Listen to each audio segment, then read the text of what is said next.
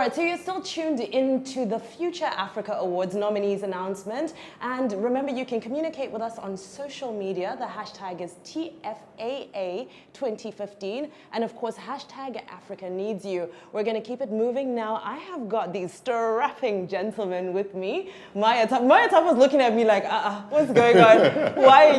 Why am I washing you right now? Because exactly. I'm like, Vimba is actually saying that I look nice. I'm like, that's interesting. Because you look amazing. Oh, so Maya ATAFO, wow. You are the outgoing, unfortunately, head of the Central Working Committee. And I've got BUKUNYI OLAGBEGI. Did I get it? Yeah. Did I? Yes. And you're the incoming chair of the Central Working Committee, right? Yes, I am. So welcome. Thank you. It's awesome to have you guys. So let's take it from old school. Yeah. How did you? Old all of a sudden. No, you're not old, but older school. This is new school. This is what the new face of Africa looks like. You guys, we're tired. No, I'm joking. You've done some phenomenal work on this platform. Tell us, how did you get involved with the Future Africa project?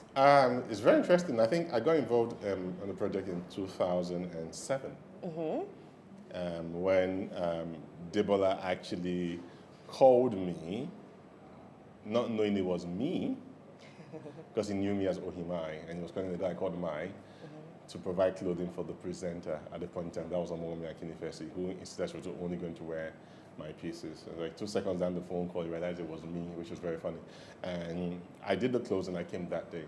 But while I was backstage that day, I kept telling them, you can do this better. Why don't you do that? Okay, you stay back and you do this. So I got involved, just apart from putting the clothes on her, into coordinating part of the show. Yeah. And once that was done, they called me the next day and said, dude, come on board and help us out. And, with the direction that you have, we think you'll be valuable. Yeah. And that's been since 2008 to now.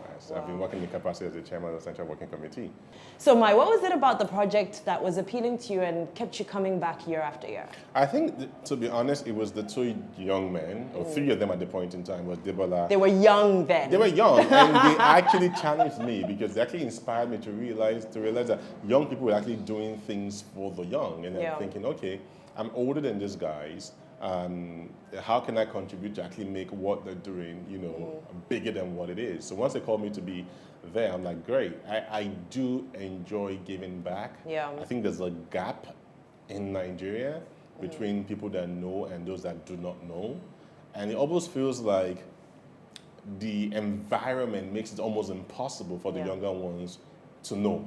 Yeah. And again, sometimes the younger ones just feel like, they should be spoon-fed.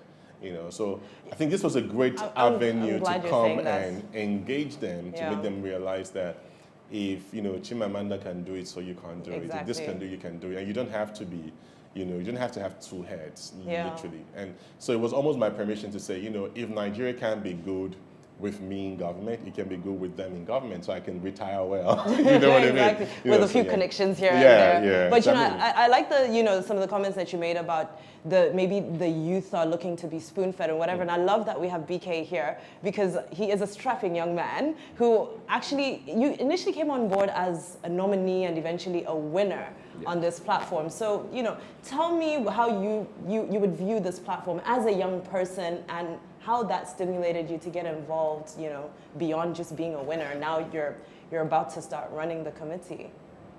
Starting from the beginning, a few years back. Starting from the top. A few years back, my first contact with Future Awards was my sister Bimi was a nominee. Okay. And then she eventually won. And I was like, look, I want to be a part of this because it felt this winning thing is in the family. Yes, it is. I felt like I want to be part of a group of young people who are being recognized for doing good.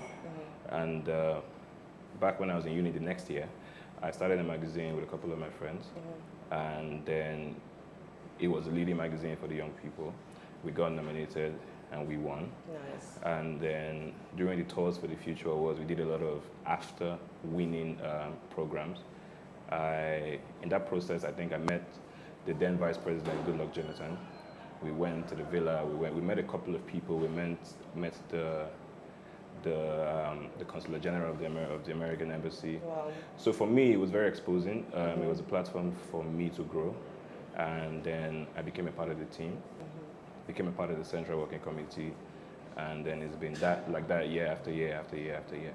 So here we are. I was eavesdropping while you were speaking earlier. You tell me, how many people do you employ? And is that when you won, did you employ that many people, or is this momentum that kind of gathered up from everything that happened? You know? Oh no, that was totally something different. Something different. Okay. So That I shouldn't have started- been eavesdropping on your conversation. Yes. That started sometime this year. Okay. It was the passion of getting young people off the street. Yes. It was seeing the young people who actually wanted to work and there not being availability of work or business for them to do. And then I said, let me do something about it. And then we started to work on it, and it has been a progress up to now. And we've done this year about 4,000 people. Wow. Let's not go into that for now. That's fine, but we're going to keep tabs on you, and of course, because we like to document success stories from young Africans. But one key theme here is bridging the gap between what young people are doing and what, in this case, older people expect from us. So just very quickly, we need to round up soon, but very quickly, you've already been proactive. What's a message you can send out there we're about to reveal some nominees, beyond their nomination, they may win, they may not win. What should they do to get involved and start bridging the gap between young people being disenfranchised and them becoming an active part of a booming Africa? My message to everyone out there is to look past the Future Awards as an event and look at it as a collective of young individuals who are making a difference, no matter how small. For me then, as a nominee, I was inspired. As a winner, I was even more inspired. And I think that if I didn't win, I would be inspired to win. It's past the award. It's what it stands for. These days, the older ones are looking down on us, the young ones. We thank God MAI is leaving, so that I can put in my new ideas, and my new creatives. Basically, just work hard and believe in yourself, and nothing is impossible. And start somewhere, take a step, no matter how small. Thank you. So that's wonderful advice from BUKUNYI OLAGBEGI, aka BK, incoming chair of the Central Working Committee.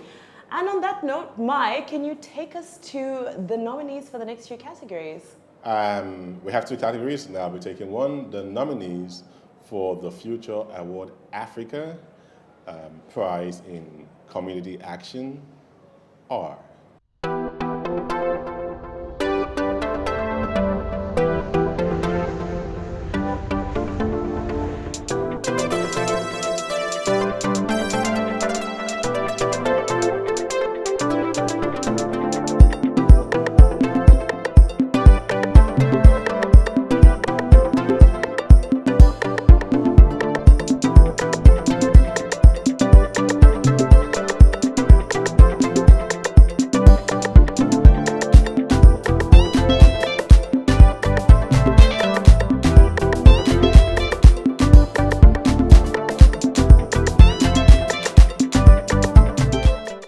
there you have it.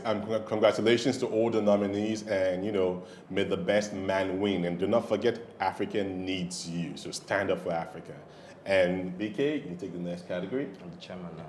Oh, sorry. I hand over to the chairman of the Central Working Committee to take the next category. Thank you. The nominees for the Future Awards Africa Prize in Technology are